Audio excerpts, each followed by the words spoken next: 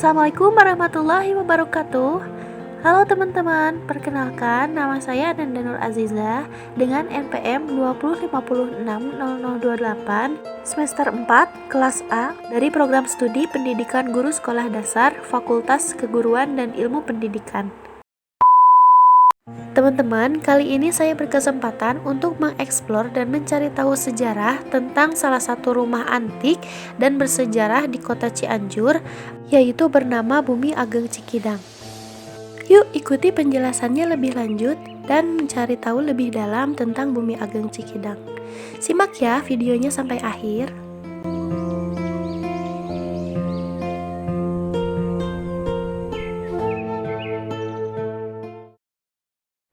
Cianjur dahulunya merupakan wilayah yang subur bagi berbagai pertanian, khususnya rempah-rempah. Tidak heran, pada masa pemerintahan kolonial Belanda, mereka sangat betah tinggal di Cianjur. Mereka sempat menjadikan Cianjur sebagai ibu kota priangan. Saat itulah bangunan Eropa pun mulai berdiri. Salah satunya bangunan milik warga pribumi, yaitu Bumi Ageng Cikidang, yang kini dijadikan cagar budaya yang dilindungi. Bumi Ageng Cikidang merupakan salah satu bangunan bersejarah yang berada di kawasan Cikidang, tepatnya di Jalan Muhammad Ali nomor 64 Cianjur. Lebih tepatnya berada di tengah kota Cianjur. Rumah ini letaknya sekitar 200 meter dari pendopo Bupati Cianjur serta alun-alun Cianjur, dan jaraknya kurang lebih 300 meter dari stasiun kereta api Cianjur. Bumi Ageng Cikidang ini adalah saksi bisu dari sejarah perjuangan rakyat Indonesia dalam menghadapi penjajahan Belanda dan Jepang. Bumi Ageng Cikidang merupakan rumah pribadi milik Bupati Cianjur yang ke-10, yaitu Raden Arya Adipati Prawiradireja II, yang menjabat selama 48 tahun antara tahun 1862 sampai 1910. Rumah ini dibangun pada tahun 1886. Konon, rumah yang memiliki lantai yang cukup tinggi ini dibuat pada masa pemerintahan Daendels. Rumah ini dibangun untuk tempat peristirahatan sang bupati dari padatnya urusan pemerintahan. Awalnya, Bumi Ageng Cikidang ini diberi nama Istana Tua. Tetapi setelah itu, rumah ini sempat dijadikan tempat praktek oleh Dr. Toki, yang mana Dr. Toki ini merupakan salah satu cicit dari Prawiradireja II, sehingga rumah ini sempat dikenal dengan nama Bumi Dr. Toki. Setelah itu, dikarenakan Dr. Toki pada beberapa waktu yang lalu meninggal dunia, sehingga nama rumah ini pun diganti oleh Bapak Pepet Yohar, yaitu cicit dari Prawiradireja II, menjadi Bumi Ageng Cikidang hingga sampai saat ini. Pada tahun 1910, rumah antik ini diwariskan kepada putri sematawayang dari Prawiradireja II, yaitu Raden Ajeng Cicihwiarsih ketika ia berusia 9 tahun. Tanpa bisa mewarisi jabatan sang ayah karena ia seorang perempuan. Selain digunakan sebagai tempat tinggal, Bumi Ageng Cikidang juga banyak berperan bagi perjuangan seorang ibu Cicih untuk mengangkat nilai luhur pendidikan, sosial, seni, dan budaya. Ibu Cicih adalah tokoh masyarakat yang aktif di beberapa organisasi, di antaranya tergabung dalam Parkiwa, yaitu Partai Pergerakan Wanita, cikal bakal dari organisasi Pasundan Istri, dan beliau juga aktif di Palang Merah Indonesia. Pada masa pendudukan Jepang, Bumi Ageng Cikidang memiliki peranan besar dalam perjalanan sejarah bangsa Indonesia. Salah satunya adalah peta atau pembela tanah air, yaitu tentara sukarela, yang sering mengadakan rapat atau pertemuan di rumah ini. Anggota pertemuan tersebut, satu di antaranya ialah Raden Ajeng Cicihwiarsih sebagai pemilik rumah dan dipimpin oleh Gatot Mangkupraja. Tidak hanya sebagai anggota pertemuan dan pemilik rumah saja, tetapi Ibu Cicih juga diduga dari informasi yang didapat dari seorang cicit Prawiradireja II atau cucu dari Ibu Cicihwiarsih sendiri, yaitu beliau dianggap sebagai salah satu pembentuk peta juga. Sebelumnya, tentara peta terbentuk berdasarkan persetujuan dari Gun Seikan, yaitu kepala pemerintahan militer Jepang saat itu.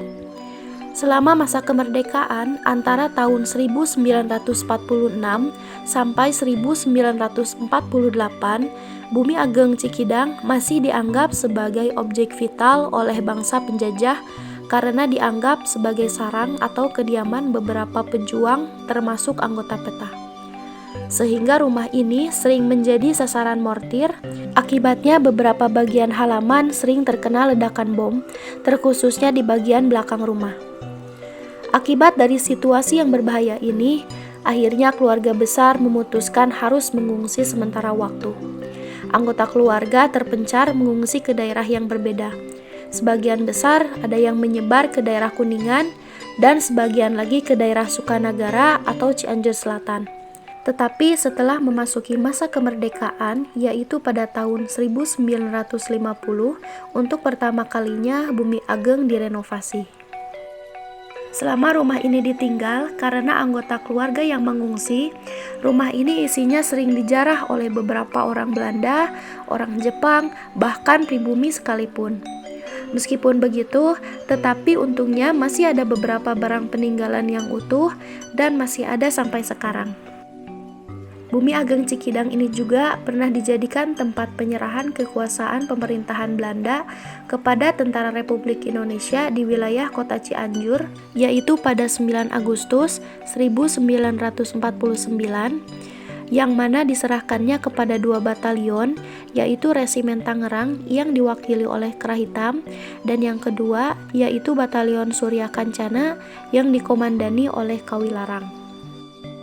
Di tahun 1962 sampai 1963, Bumi Ageng Cikidang sempat dijadikan sebagai tempat pelindungan bagi para manula, perempuan, dan anak-anak keturunan saat terjadi kerusuhan etnis di Cianjur.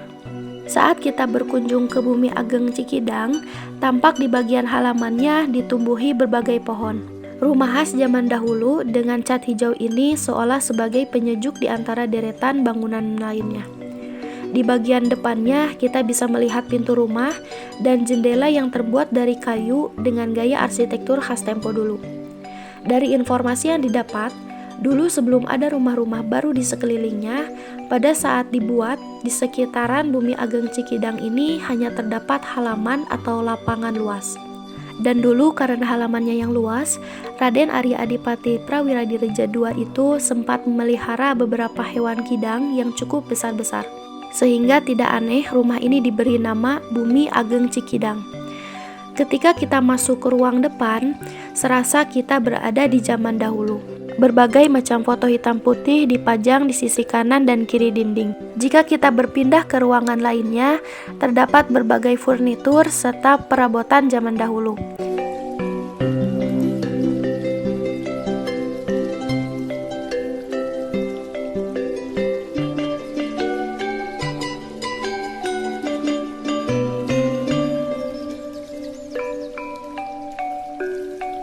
Selain itu, terdapat berbagai foto bersejarah dan tokoh-tokoh besar seperti foto Prawiradireja II, para Bupati Priangan, Soekarno ketika di Cianjur, dan masih banyak lagi foto lawas yang berhubungan dengan sejarah Cianjur, serta berbagai benda peninggalan di dalamnya.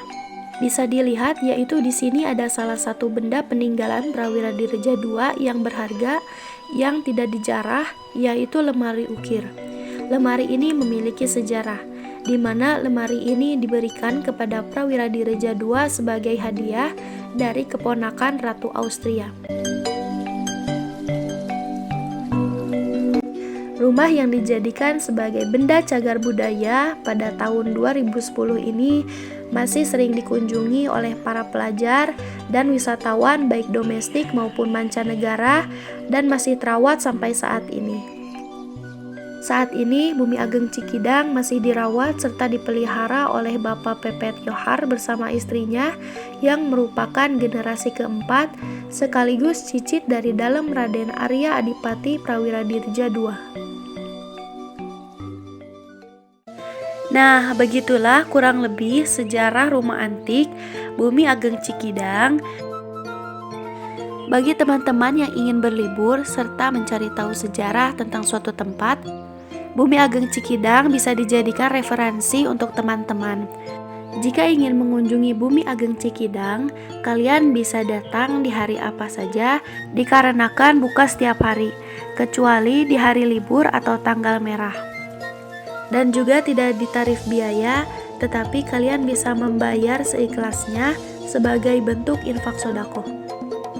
Bumi Ageng Cikidang tidak hanya dikunjungi untuk mencari tahu sejarah tentang Cianjur saja, tetapi sering juga dijadikan sebagai tempat untuk foto-foto, bahkan untuk kepentingan foto prawedding. Sekian eksplorasi saya mengenai tempat bersejarah Bumi Ageng Cikidang. Semoga bermanfaat bagi teman-teman semua. Wabillahi taufiq wa hidayah. Wassalamualaikum warahmatullahi wabarakatuh.